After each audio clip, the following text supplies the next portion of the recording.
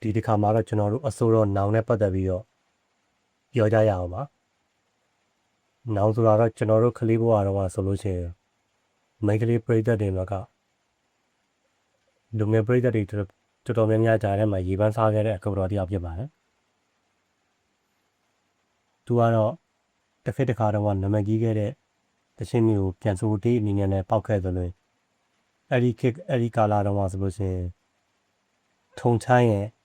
တခြင်းမျိုးကြောကြောနဲ့ performance အကပုံစံမျိုးနဲ့ဖြော်ပြတဲ့ style မျိုးကိုလိုက်ပြီးတော့ဒါအဲ့ဒီပုံစံမျိုးမှီညမ်းပြီးတော့တင်ဆက်တဲ့အခါမှာတော်တော်များများလဲကြိုက်ခဲ့ကြပါတယ်ကြိုက်ခဲ့ကြတယ်ဆိုတာကတော့လူငယ်ပရိသတ်တွေနဲ့ stage ကျော်သက်တွေရဲ့ကြားထဲမှာပေါ့သူကဓာချုပ်သိမ်းအောင်တခြင်းမျိုးပြန်ဆိုခဲ့တဲ့1 2 3 4အကိုရလဲတဲ့အတိုင်းအတာတစ်ခုထိအောင်မြင်ခဲ့တယ်လို့ပြောရမှာပေါ့ပြီးတော့မေစီညီညီဝင်းရွှေကင်မာနေဝင်းအစရှိတဲ့အဆိုတော်ရင်းနဲ့လည်းတွဲဖက်ပြီးတော့ဒါဇုံသက်တခြင်းတော်တော်များများလည်းပြန်ဆိုခဲ့ပါတယ်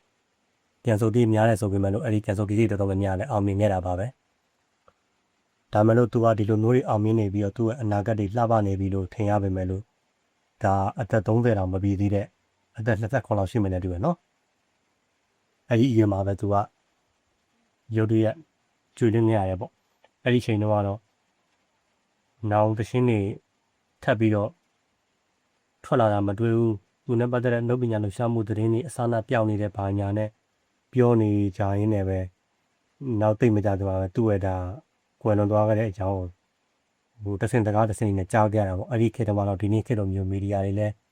သတင်းမီဒီယာတွေအရင်တိုးတက်နေတဲ့ကာလာမှာမဟုတ်တော့အမြဲတမ်းတော့ up to date တော့မသိနိုင်ဘူးပေါ့ဒါမဲ့လို့ရန်ကုန်ကလူတွေကတော့တီကောင်ကိပါတိပါလိမ့်မယ်ကျွန်တော်တို့နေဘက်ကလူတွေကတော့နည်းနည်းရက်ကာလာအတန်ကြာမှပဲကြီးခဲ့ရတာပေါ့ဘာဖြစ်ဖြစ်ကျွန်တော်တို့ကလေးဘဝတော့ဒါသူကလည်းပဲသူ့အားနဲ့သူအောင်မြင်ခဲ့တယ်လို့ပဲပြောရမှာပဲပြီးတော့ဗီဒီယိုဇာတ်ကားတချို့အနေချင်းလဲရိုက်ခဲ့သေးပြီးတော့ဒွေးနဲ့တွဲရိုက်ထားတဲ့ဒါထော်ကျိုးဇာတ်ကားလည်းပဲလူကျန်များပြီးတော့ဇာတ်ကားအောင်လည်းကားဖြစ်ခဲ့ပါတယ်ဒီနေ့ဒီခေတ်အချိန်ကာလမှာတော့ခုနောက်ပိုင်းလူငယ်တွေကတော့ဒါဒီနာမည်ကို